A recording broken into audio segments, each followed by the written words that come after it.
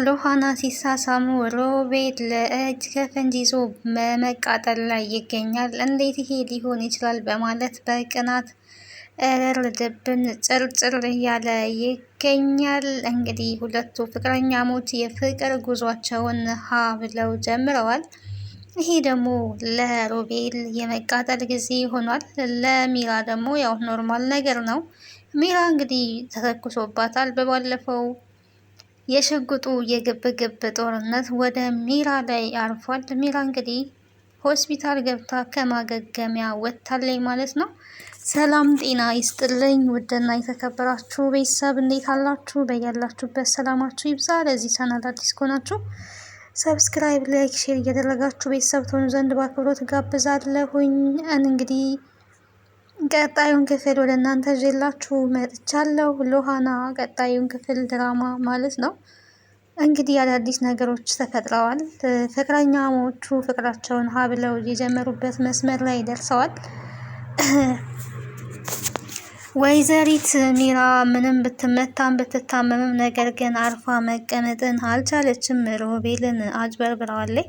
ቤት ገዝቻለሁ በማለት እንግዲህ 4 ሚሊዮን ብር ነው የገዛሁት በማለት የፌክ ካርታ አሰርታ ትገኛለች ማለት ነው። ሁለቱ አጭበርባሪዎች እንግዲህ አንዱ አንድን ተንኮል ሲያከሽፍ አንድ ተንኮል ይዞ ይመጣል። አሁን ላይ የሮቤልን ሴራ እያወቀች ትገኛለች። ሎሃና በነገረቻት መሰረት እንግዲህ ሚራ ትንሽም ቢሆን እየነቃች ትገኛለች።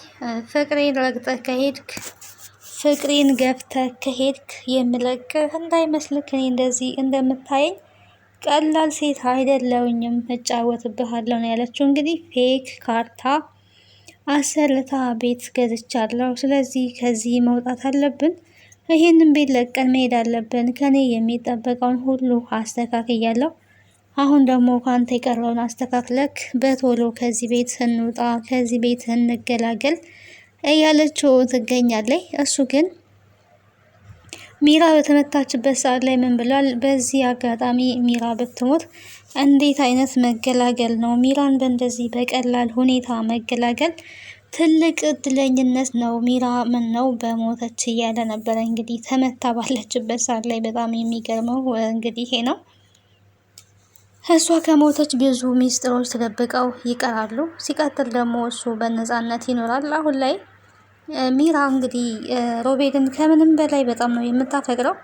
ነፃነት እንኳን ልትሰጠው አትችልም። ምክንያቱ ደግሞ ምንድን ነው ካልን እሷ በጣም ታፈቅረዋለች። በህይወቷ ደግሞ ሲጫወትባት ቆይቷል። ስለዚህ እንደዚህ በቀላሉ ልትለቀው አትችልም።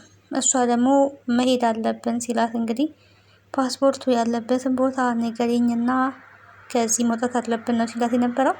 እስካሁን ፓስፖርቱን ሎሃና እንደወሰደች የሚያውቁት ነገር የለም ሁለቱም። ታዲያ ሚራ ፓስፖርቱን ደብቆ ከኔ ገንዘብ መቀበል ፈልጎ ነው፣ እየተጫወተብኝ ነው በማለት እንግዲህ ነቅታ ስለ ገንዘብ እንዳይጠይቃት በ4 ሚሊዮን ብር ቤት ገዝቻለሁ ነው እያለች ያለችው። ኦኬ እንደዛ ከሆነማ 1 ሚሊዮን ቀርቶናል ማለት ነው የኔ ፍቅር እያለ ነው እንግዲህ። የኔ ወድ ምወድሽ እኮ ለዚህ ነው፣ አንቺ እኮ አስተዋይ ሴት ነሽ፣ ጥሩ ነው ያደረግሽው፣ ጀግና ነሽ እያለ እያመሰጋገነ ይገኛል። ታዲያ በዚህ የሁሉ ምስጋና ይሄ ሁሉ ማመስገን ከጀርባው ያለው ከባድ ነገር እንግዲህ ፌክ ካርታ መሆኑ ነው። ሮቤልም እንግዲህ ብልጥ ነኝ፣ እኔን ማንም የሚሸውደኝ የለም ብሎ የሚያስበው ሰውዬ በሚራ ተሸውዷል ማለት ነው። እሷ ታማ ባለችበት ሰዓት ላይ እንግዲህ አብሯት የነበረው አድናን ነው። አድናን እንግዲህ ሚራ ላይ እሱ ስለሆነ እየተኮሰው በዛ አማካኝነት እንዲሁም ደግሞ በሆዷ ውስጥ ያለው ልጅ የኔ ነው ብሎ ስለሚገምትና ስለሚያስብ ከሚራ ጋር አብሯት ነው ያለው። ይሄ ደግሞ ሎሃናን እጅጉን ቅር አሰኝቷታል ማለት ነው። እንዴት እንደዚህ ሊሆን ይችላል? አሁንም ፍቅሩ አልወጣለትም ማለት ነው ወይ እያለች ትገኛለች። ሮቤል ደግሞ ጥሩ አድርጎ እያቀሳሰረ ይገኛል። የሚያቀሳስርበት ምክንያት ደግሞ እሱ አሁንም ቢሆን ሚራን ይወዳታል፣ አርፈሽ ብትቀመጪ ይሻላል ነው እያላት ያለው። እንግዲህ እሷም ትንሽ ጥርጣሬ ነገር ይዟታል። ምክንያቱም እዚህ ልደር ያለው በቃ ምናልባትም ያፈቅራታል ማለት ነው። ምንድን ነው ማድረግ ያለብኝ? ከዚህ መሄድ አለብኝ በቃ። ምክንያቱም በኋላ ደግሞ ልጅ ከወደደች በኋላ ልጁ አጓጉቶት እና አሳስቶት ወደ እሷ ቢሄድ ምን ማድረግ እችላለሁ? ምንድን ነው የማደርገው? እያለች ትገኛለች። ግራ ተጋብታለች። እንግዲህ ጥሩ ጊዜ ልናሳልፍ ይገባል እኔና አንቺ። አሁን ላይ ይሄንን የማደርገው ስታኮርፊ አያምርብሽም? ምክንያቱም አኮርፋለች። ኦልሬዲ ሚራ ማነት ለሆነ አኮርፋለች። ማስመሰል አትችልም። እሱ እያደረገው ባለው ነገር ላይ ነው እንግዲህ ትንሽ ቅሬታ ተሰምቷታል። ስለዚህ የሆነ በዛ ምክንያት ደግሞ ስታኮርፋይ ልታኮርፊ አይገባም። እኔ ይሄንን የማደርገው ጥፋተኛው እኔ ስለሆንኩኝ ነው። እኔ ራሴ ስለተኮስኩባት በዛ አማካኝነት ነው። ምንም የሚፈጠር ነገር የለም። ከአንቺ ደግሞ ገና ብዙ ልጆችን አብረን እንወልዳለን እያላት ይገኛል። ሮቤል ደግሞ ከኔ ጋር መሆን አለብሽ፣ እነሱ ከዚህ በኋላ አብረው ነው ሊሆኑ የሚችሉት፣ አድናን እየተጫወተብሽ ነው እያለ እያቃጠረ ይገኛል። እንደዛ ቢሆንም ግን ጥሩ ጊዜ ማሳለፍ አለብን ብሏታል። እንግዲህ አድናን እንዴት የት እዚህ እያለች ነበረ። እኔ አፈቅርሻለሁ፣ በጣም ነው የማፈቅርሽ፣ እዚህ ቢሆን ምን ችግር አለው ነው ሲላት የነበረውና እንግዲህ ሲሳሳሙ አልጋ ላይ ሆኖ ሮቤል ተመልክቷል። ሮቤል ደግሞ በዚህ የተነሳ በጣም እርርድብን እያለ ይገኛል። ሮቤል አድናን ላይ ጉዳት ለማድረስ እንግዲህ ቢላ ይዞ ተመልሶ ገብቷል። እዚህ ጋ ነው የማስቀር፣ ሁሉም ነገር እዚህ ያበቃል እያለ ይገኛል። የእውነት ጨክኖ ሮቤል አድናን ላይ ጉዳት ያደርሳል ወይስ ሳያደርስም የሚለውን እስኪ እናንተ ሀሳብ ስጡበት። እኔ ግን ድንገት እንግዲህ ያው በዊልቸር ያለ የሚተንቀሳቀስ ያለው ዊልቸሩ ድምፅ ነገር የሚያሰማና ወይ ደግሞ ለውሃና ልታየው ትችላለች ብዬ አስባለሁ። ጉዳት አያደርስባቸውም፣ በእርግጠኝነት ጉዳት አያደርስባቸውም። ምክንያቱም እሱ የፍቅር መቀስ ነው እየሆነባቸው ያለው።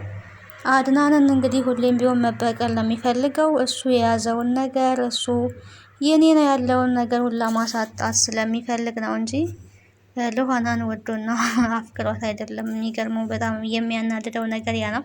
ሉሃና ደግሞ ሮቤልን በጣም ነው የምትጠላው። ምክንያቱም በጣም አስመሳይ ነው። አሁን ላይ ደግሞ ሲቀጥል ለሚራንኩ ለምን አታዝንላትም? ከአንተ ጋር እኮ ብዙ ጊዜ አሳልፋለች። ምናልባትም እኮ ሆዷ ውስጥ ያለው ልጅ እንኳን ያንተ ሊሆን ይችላል። አንተ ግን ምን አይነት ጨካኝ ሰው ነክ ነበረ ስትለው የነበረው። የኔ ልጅ አይደለም የኔ ልጅም ሊሆን አይችልም ነበረ ያላት።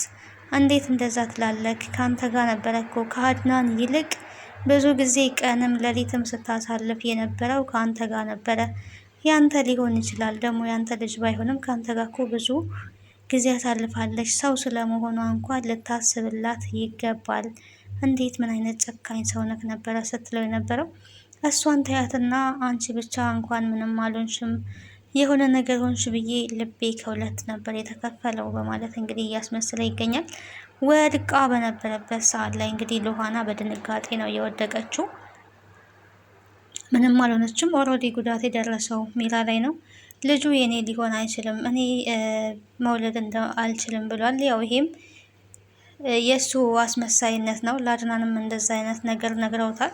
ታዲያ ሚራ ግን ልጃችን ደህና ነው ወይ ብለህ አትጠይቅም ወይ?